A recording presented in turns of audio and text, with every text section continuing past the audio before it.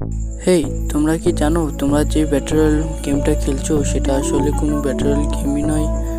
এমনকি তোমরা যে ফ্রি ফায়ারের মধ্যে ডায়মন্ডটা বুক করো সেগুলো আসলে ডায়মন্ডই নয়। জানি তোমাদের আমার কথাগুলো অনেকটা অবাক মনে লাগছে, কিন্তু আসলে এটাই সত্যি। তোমরা যদি একটু লক্ষ্য করে দেখো, গেরিনা আমাদেরকে কত কিছু দিচ্ছে, ইভেন্ট ফ্রিতে দিচ্ছে, কিন্তু লাস্টের দিকে সেটা কিন্তু আমাদের ডায়মন্ড দিয়ে নিতে হয়। সেটা কি তোমরা একবারও ভেবে দেখেছো কিংবা কখন সন্ধান করেছো যে আসলে ডায়মন্ড জিনিসটা কি এবং এটিকে কেন গেমের মধ্যে আনা হয়েছে? তো এই সকল কিছু জানতে আমাদের চ্যানেলটিকে সাবস্ক্রাইব করো এবং আমাদের পাশে থাকা বেল আইকনটিকে ক্লিক করে দাও এবং সম্পূর্ণ ভিডিওটি মনোযোগ সহকারে দেখো। তো এবার দেখবে আসলে সমস্যা বা ভুলটা কোথায়। তো গেরিনা হচ্ছে আমাদেরকে বোকা বানাচ্ছে প্রতিনিয়ত। এটি বিশ্বাস না করলে একটু খেয়াল করলে বুঝতে পারবেন যে আসলে ফ্রি ফায়ার গেমটা আসলে কোন ধরনের ব্যাটল গেম।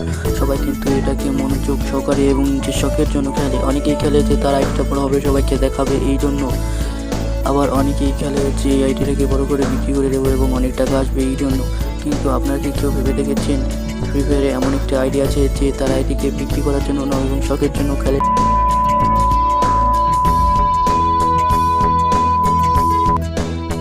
তো আপনারা কি এটা জানেন যে ফ্রি ফায়ারের মধ্যে যে কয়েন টোকেন কালেক্ট করা এটা কিন্তু আমরা ম্যাচের মধ্যে ফ্রিতে পেয়ে যাই, কিন্তু সিএস র্যাঙ্কের মধ্যে কেন পাই না? এটিকে একবারও ভেবে দেখেছেন শুধু পেয়ার ম্যাচের মধ্যেই কেন এইসব পাওয়া যায়?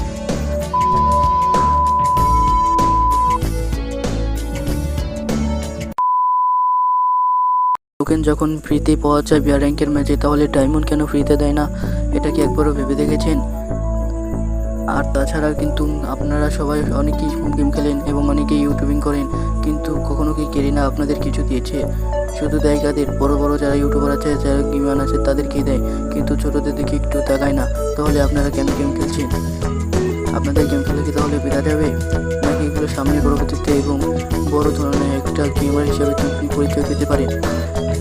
আপনাদেরকে একটা কথা বলতে চাই, আপনারা যদি বড় একজন গেমার বা ইউটিউবার হতে চান তাহলে আপনাদেরকে কঠোর এবং পরিশ্রম করতে হবে। কঠোর পরিশ্রম ছাড়া এগুলো কখনোই সম্ভব না। আপনারা যেমন তাদেরকে দেখছেন যে অনেক বড় বড় ইউটিউবার আছে, গেমার আছে, তারা কিন্তু অনেক পরিশ্রম করে তোমার উঠেছে, তাছাড়া কিন্তু উঠতে পারতো না। আপনারা যদি পরিশ্রম করেন আপনারা ওদের মতো হতে পারবেন, বড় একজন ইউটিউবার, বড় একজন গেমার। এবং গেরিনা আপনাদেরকে ইনভাইট করবে, তো কেউ মন খারাপ করবেন না যে আপনাকে ইনভাইট করলো না, আপনি এত ভালো গেম প্লে করেন।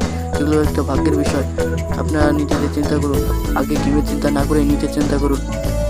তো ভিডিওটা এই পর্যন্ত ছিল, আশা করি সকলে ভালো লেগেছে। ভালো লাগলে ভিডিওটিকে একটি লাইক করে দেবেন এবং আমাদের চ্যানেলটিকে সাবস্ক্রাইব করে দেবেন এবং কমেন্টে বলে যাবেন ভিডিওটা কেমন হয়েছে এবং আপনাদের গেরিনার সম্পর্কে মতামত কী।